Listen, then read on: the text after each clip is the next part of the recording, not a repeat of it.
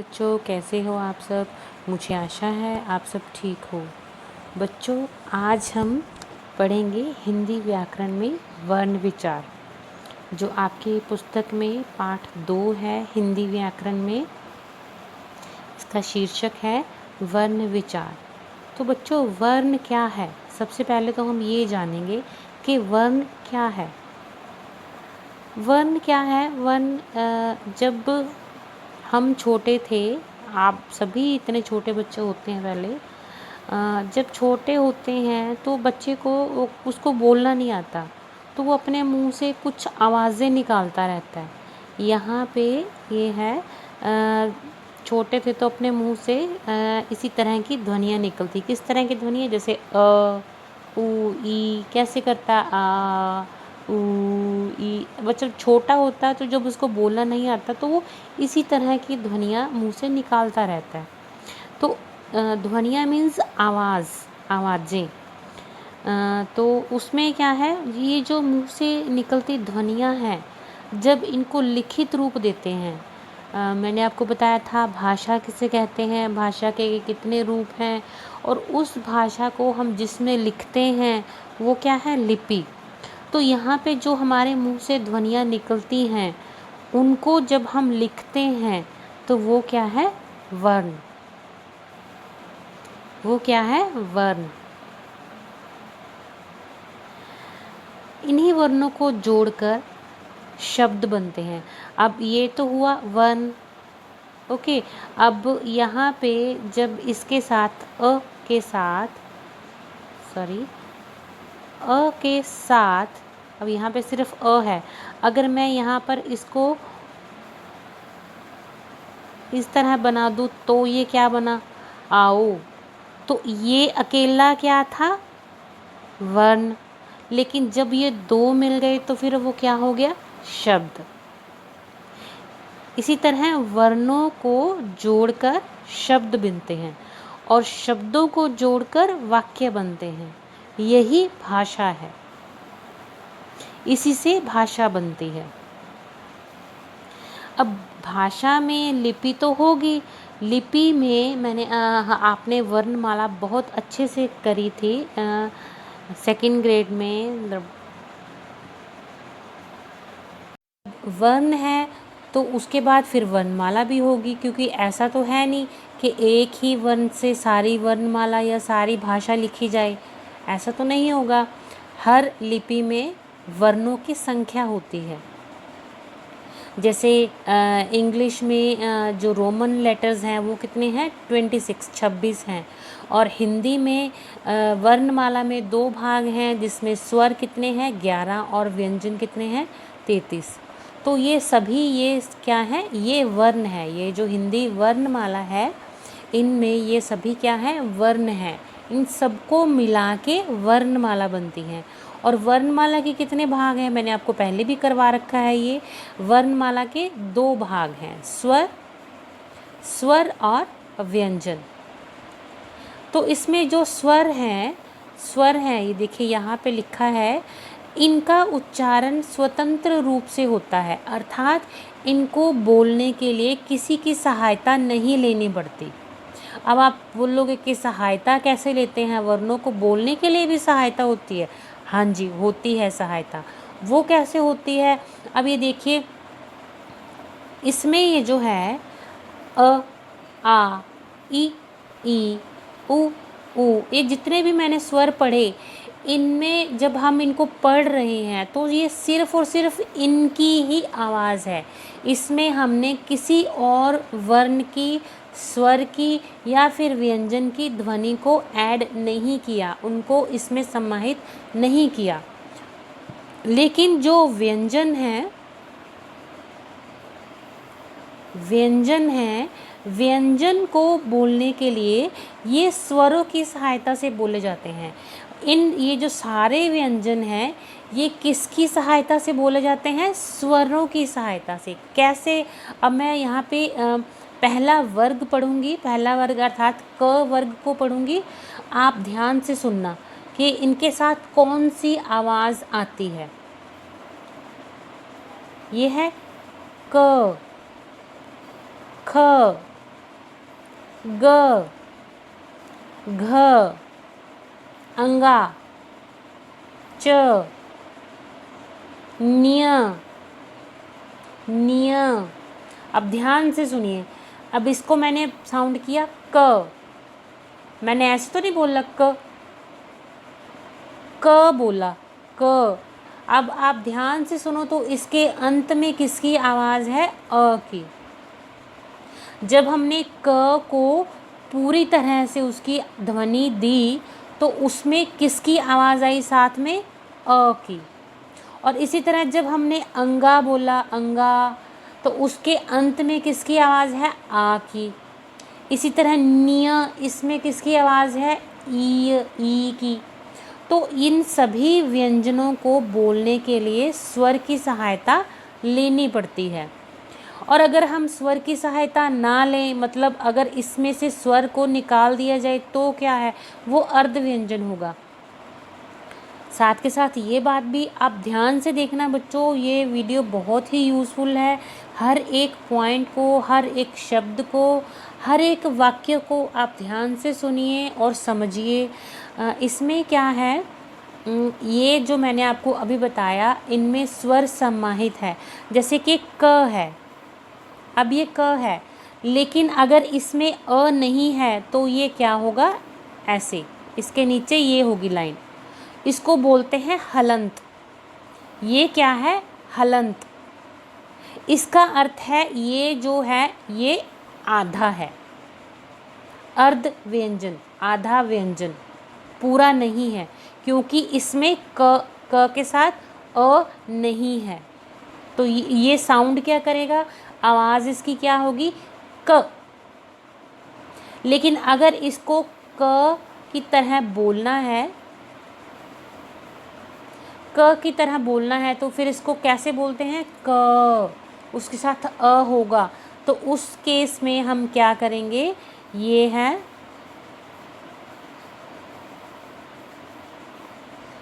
तो ये हुआ फिर क, क प्लस अ, क, क जमा अ, ये क्या बना? क। इसी तरह से इन सभी व्यंजनों में स्वर मिलकर इनकी आवाज़, इनकी ध्वनि पूरी होती है। अब इसमें एक चीज़ और है वर्णमाला में, यहाँ पे देखिए, यहाँ पे ओ आओ के बाद अंग और आह नहीं है। अंग और आह ये स्वर नहीं है, इसीलिए स्वर गिनती में कितने हैं? 11। मूल स्वर कितने हैं? 11। और जो अंग और आह हैं वो फिर क्या हैं? तो चलिए इसके बारे में सीखते हैं। अंग और आह, सबसे पहले है अंग। अंग क्या है? अनुस्वार।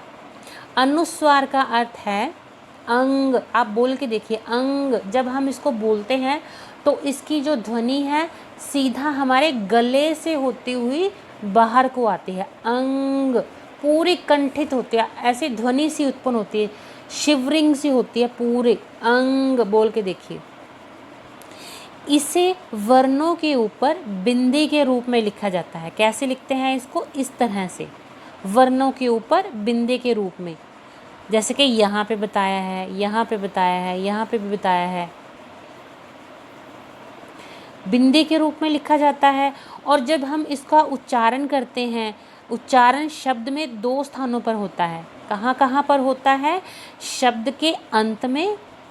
शब्द के अंत में किस रूप में होता है? म के रूप में। जैसे कि स्वयं, एवं, इस तरह से भी लिखते हैं ना हम, एवं। तो जब शब्द के अंत में ऊपर बिंदी होती है तो वो क्या ध्वनि देती है? म की। म नहीं, म। और जब ये शब्द के बीच में प्रयोग होता है, जैसे कि गंगा, चंचल, तो ये किस तरह से होता है? अब सपोज गंगा है, अब यहाँ पे देखिए गंगा किस वर्ग में है? क वर्ग में, ये है ग। और जब हमने यहाँ पे देखो गंगा लिखा तो यहाँ पे ये जो बिंदी है ये किसका रूप है? इसका। ये है अनुस्वार, इसको बिंदी के रूप में लिखा जाता है। इसी तरह से चंचल, चंचल देखिए, चंचल किस में है, ये है शब्द चंचल। अब इसमें देखिए चन, यहाँ पे जो बिंदी है च वर्ग ये है, अब इसके लास्ट में क्या है न्य, तो ये किसका रूप है, इसका, तो ये है अनुस्वार, ये जो बिंदी के रूप में प्रयोग होता है। इसी तरह यहाँ पे और भी उदाहरण है, डंडा, पंथ, चंपत। आप इतना ध्यान में रखिए कि जहाँ पे आपको म और न की आवाज़ आए वहाँ पर आपने बिंदी का प्रयोग करना है, अर्थात आधा म और आधा न की आवाज़ आए वहाँ पर आपने बिंदी का प्रयोग करना है। और बिंदी का रूप कौन सा है, अंग। अगला है विसर्ग, जिसको हम अह बोलते हैं। अब इसके पीछे देखिए 2 डॉट्स हैं, इस तरह से 2 बिंदियां हैं, तो ये क्या होता है विसर्ग। विसर्ग की आवाज़ कैसे होती है, ह, ह। विसर्ग की आवाज़ कैसे होती है, ह। अर्थात जैसे यहाँ पे शब्द लिखा है प्र आ त विसर्ग, तो ये क्या होगा, प्रातः। ये क्या है, प्रायः, स्वतः, अतः। ये हुआ विसर्ग, इसकी आवाज़ ह की तरह होती है और शब्द के अंत में प्रयोग होता है इसका। कभी कभी बीच में भी होता है, जैसे हमने लिखना हो दुख, तो दुख में ये इस तरह से लिखा जाता है। अगला है आंग। आंग ये क्या है, अनुनासिक, चंद्र बिंदु, ये है अंग, ध्यान से सुनिए, ये है अंग, अह और आंग। अब इसको बोलना कैसे है, इसको अनुनासिक बोलते हैं, अर्थात इसकी आवाज़ गले से और नाक से दोनों तरफ से आती है। ये देखिए यहाँ पे लिखा भी है, इसे वर्णों के ऊपर चंद्र बिंदु के रूप में लगाया जाता है। इसके उच्चारण में वायु मुख के साथ साथ नाक से भी आती है, नाक से भी बाहर आती है। अब जब इसको बोलेंगे तो इसकी आवाज़ होगी, आपका एक तो पूरा मुंह खुलेगा, बिल्कुल अच्छे से खुल जाएगा, जैसे आपने गोलगप्पा खाना हो, मुंह पूरा खोलते हैं ना आप आ करके, और साथ में गले से तो आवाज़ निकलेगी लेकिन नाक से भी निकलेगी। मैं बोलूँगी, आप मेरे पीछे बोलिए, आंग आंग आ आ, इस तरह से। अब जैसे कि गांव, माँ, आंधी, देखिए जहाँ पर भी चंद्र बिंदु है वहाँ पे आपका मुंह पूरा खुलेगा। चांद, छांव, अंधेरा। अब यहाँ पे देखिए, आपने अंधेरा नहीं बोला, अंधेरा, यहाँ पे आ की मात्रा नहीं है, बट फिर भी चंद्र बिंदु के कारण आपका मुंह पूरा खुलेगा, अंधेरा।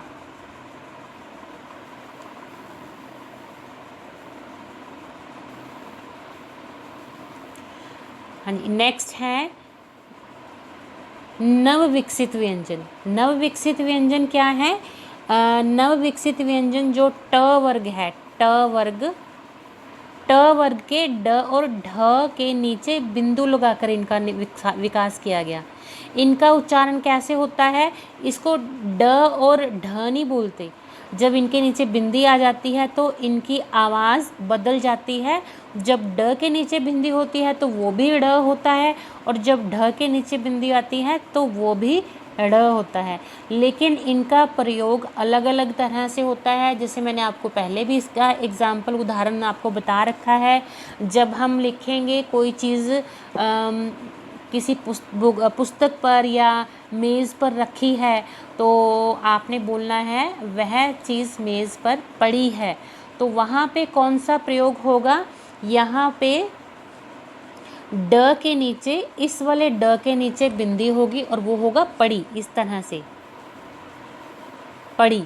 लेकिन अगर आपने लिखना है अपनी स्टडी से रिलेटेड तो उसमें कौन सा प्रयोग होगा, इस तरह से, इस वाले ढ के नीचे बिंदी, पढ़ाई। तो इसके कुछ उदाहरण यहाँ पे भी दिए हैं, जैसे घोड़ा, सड़क, कपड़ा, बूढ़ा, मूढ़ा, चढ़ाई, पढ़ाई। तो ये भी ध्यान रखिए, जब ये बूढ़ा, मूढ़ा, चढ़ाई, तो इनमें भी कौन सा कौन सा वर्ण प्रयोग होता है, इसके नीचे बिंदी। नेक्स्ट क्या है, आगत वर्ण। आगत वर्ण क्या है, आगत वर्ण अर्थात आ, ज और फ। अब ये देखिए, ये आ है, लेकिन इसके ऊपर क्या है, देखिए ध्यान से, अर्धचंद्र बिंदु, बिंदी नहीं है लेकिन अर्धचंद्र है। तो इसकी आवाज़ कैसे होगी, ओ, छोटा ओ, ओखली जैसी।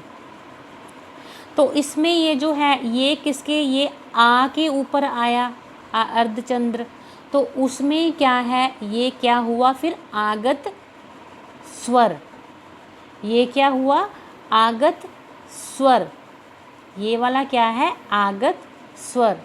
और ये क्या है, बाकी जो दो हैं यहाँ पे, ये वाला ज के नीचे बिंदी वो है ज, और फ के नीचे बिंदी वो क्या है, फ।